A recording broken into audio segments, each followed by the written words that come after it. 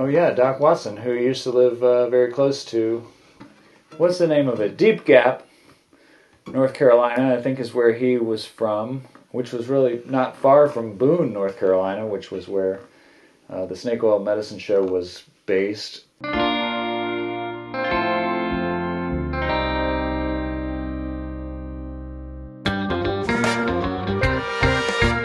the late 90s and early aughts, before everybody moved to Asheville and Hawaii and etc. But anyway, in the Netherlands, we did several radio shows and even a city council meeting in Stadskanaal, and they were very keen on that, the proximity of our living quarters to Doc Watson's home in Deep Gap.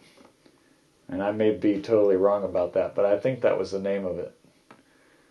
I'm not as up on all that nowadays as I was then, and I didn't have to speak about it at that time. Although I did do a story that I wrote and read on the radio in the Netherlands.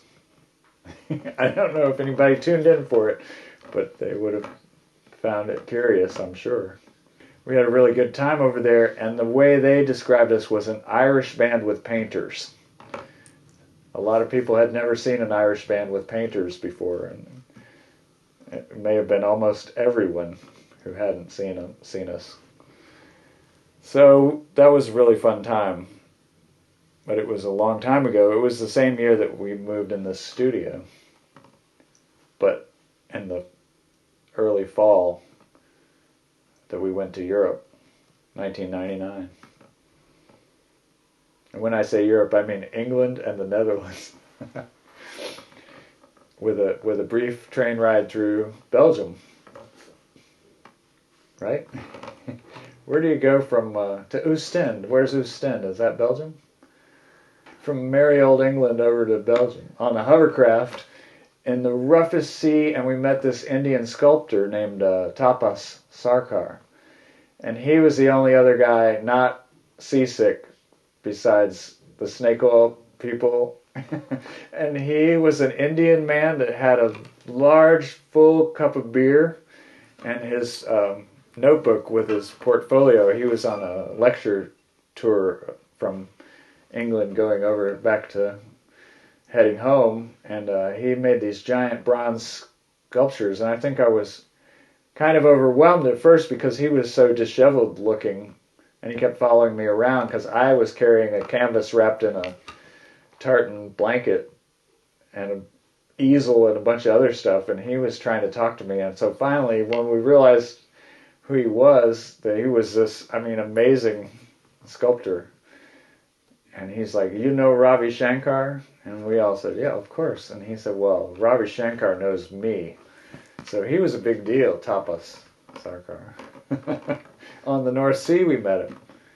On a hovercraft, going very fast on rough seas. And all the people were just so sick. They were throwing up in everything that could hold liquid. It was just really disgusting. And they kept opening the door to the back, and all these diesel fumes would come in. And yet Tapas was unfazed with his giant beer and his portfolio. I have a picture of that somewhere I'll show you. It's really funny.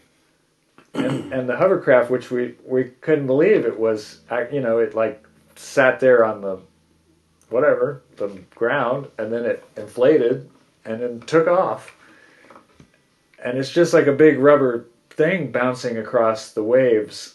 There were 4-foot waves, and it was just like really an experience to ride on that thing. And how surreal it was to not be seasick on it, because I think we had all eaten Dramamine or something ahead of time, anticipating the scenario being on a hovercraft. Anyway, it was so futuristic and everything, how in England and it's all seemed at that time to be like a 1950s version of the future. It was like all the stuff seemed like it had been futuristic in the 50s. And so it was quite amazing, and riding on the wrong side of the road and all that, in a stick shift van with a bunch of characters. Yes. Let's play some Doc Watson to finish that off. I might have to cut that. I don't think Doc will mind.